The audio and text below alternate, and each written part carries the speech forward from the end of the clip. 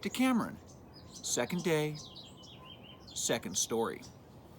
Nephile's account of Martellino's adventure brought gales of laughter from the ladies and the young men, especially Philostrato, who, being seated next to Nephile, was bidden by the queen to tell the next story. He began straightway as follows.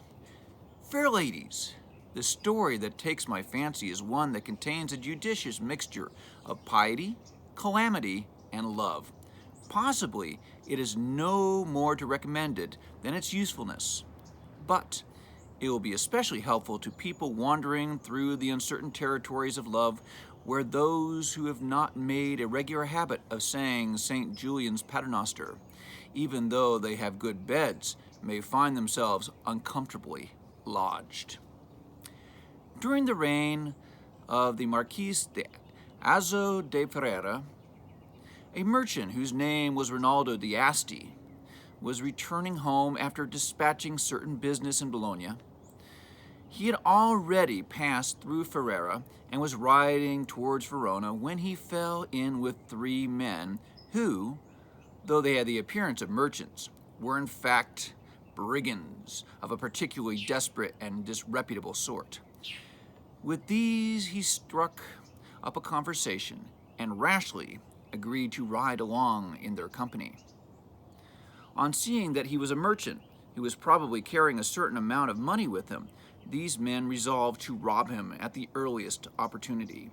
But in order not to arouse his suspicion, they assumed an air of simplicity and respectability, restricting their conversation to the subject of loyalty and other polite topics, and went out of their way to appear humble and obliging towards him. He consequently thought himself to be very fortunate to have met them, for he was traveling alone except for a single servant on horseback. As they went along, with the conversation passing as usual from one thing to another, they got onto the subject of the prayers that people addressed to God, and one of the bandits turned to Rinaldo and said, "What about you, sir? What prayer do you generally say when you are traveling?" To tell the truth, Rinaldo replied, "In matters of this kind, I am rather simple and down to earth. I am one of the old-fashioned sort who likes to call a spade, and I don't know many prayers. All the same, when I am traveling, it is my custom never to leave the inn of a morning without reciting an Our Father and a Hail Mary for the souls of St. Julian's father and mother, after which I pray to God and the saint to give me a good lodging for the night to come. On many a day in the course of my travels I have met with great dangers, only to survive them all and find myself at nightfall in a safe place and a comfortable lodging. Now I firmly believe this favor to have been obtained for me from God by St. Julian, in whose honor I recite my prayer. And if on any morning I neglected to say, I would feel I could do nothing right the whole day, and would come to some harm before the evening." "Did you say it this morning?" said the man who had asked him the question. "I did indeed," replied Rinaldo. The man, who by this time knew what was going to happen, said to himself, "A fat lot of good it will do you, for I reckon you are going to have a poor night's lodging if all goes according to plan." Then he turned to Rinaldo and said, "I too have traveled a great deal, and although I have heard many people speak highly of this saint, I have never prayed to him. Nevertheless, I have always managed to find good quarters. Perhaps we shall see this evening which of us is better lodged, you, who have said the prayer, or I, who have not said it. Mind you, I do use another one instead, either the Disrupizzi, or the Intemerata, or the De Profundis, all of which are extremely effective, or so my old grandmother used to say." And so they went along, talking of this and that, with the three men biding their time and waiting for a suitable place to carry their villainous plan into effect. The day was drawing to a close when, at a concealed and deserted river crossing on the far side of the fortress town of Castel Guiglielmo, the three bandits took advantage of the lateness of the hour to launch their attack and rob him of everything he possessed, including his horse. Before leaving, they turned to him as he stood there in nothing but his shirt and called out, "Now see whether the prayer you said to St. Julian will give you as good a night's lodging as our own saint will provide for us." They then crossed the river and rode off. Rinaldo's wretch of a servant did nothing to assist his master on seeing him attacked, but turned his horse round and galloped all the way back to Castel Guiglielmo without stopping. It was already dark by the time he entered the town, so he conveniently forgot the whole business and put up for the night at the inn. Rinaldo, barefooted and wearing only a shirt, was at his wits' end, for the weather was very cold. It was snowing hard the whole time.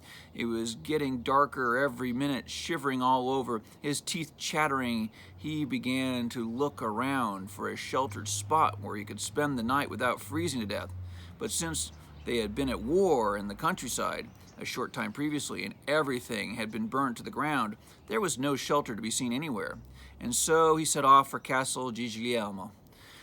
Walking at a brisk pace on account of the cold, he had no idea whether his servant had fled to the fortress too, or to some other town.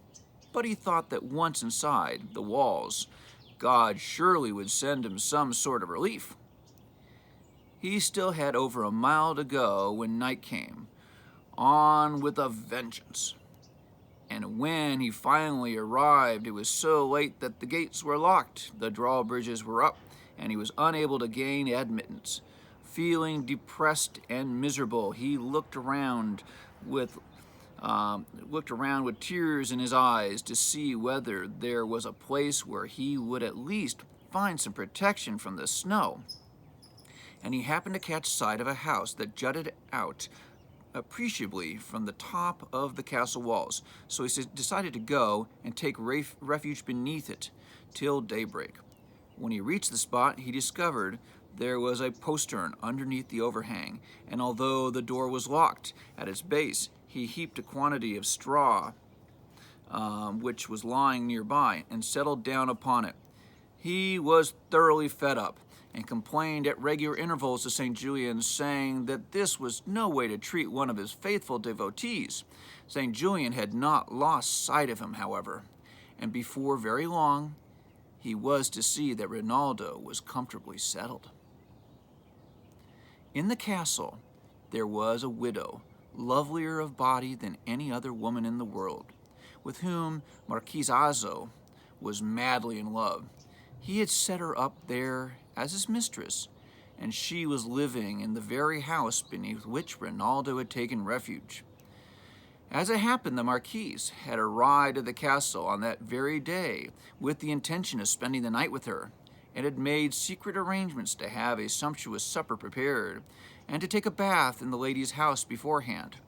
Everything was ready, and she was only waiting for the Marquise to turn up, when a servant happened to arrive at the gate, bringing the Marquise a message requiring him to leave immediately. So he sent word to the lady that he would not be coming, then hastily mounted his horse and rode away. The lady, feeling rather disconsolate and not knowing what to do with herself, decided she would have the bath, which had been prepared for the Marquise, after which she would sup and go to bed. And so into the bath she went. As she lay there in the bath, which was near the postern on the other side, of which was our unfortunate hero. As she lay there in the bath, which was near the postern, on the other side of which was our unfortunate hero, had taken shelter, she could hear the wails and moans being uttered by Rinaldo, who sounded from the way his teeth were chattering, as if he had been turned into a stork. She therefore summoned her maid and said, "Go upstairs, look over the wall, and see who it is on the other side of this door. Find out who he is and what is he doing." The maid went up, and by the light of the star she saw him sitting there, just as we have described him, barefooted and wearing only his shirt, quivering all over like a jelly. She asked him who he was, and Rinaldo, who was shaking so much that he could hardly articulate, told her his name and explained as briefly as possible how and why he came to be there. He then implored her in an agonized voice to do whatever she could to prevent his being left there all night, slowly freezing to death. The maid, feeling very sorry for him, returned to her mistress and told her the whole story. The lady, too, was filled with pity and remembered that she had a key for that particular door, which the Marquis occasionally used for his clandestine visits. She said to the maid, "Go and let him in, but do it quietly. We have this supper here and no one to eat it, and we can easily put him up, for there's plenty of room." The maid warmly commended her mistress's charity.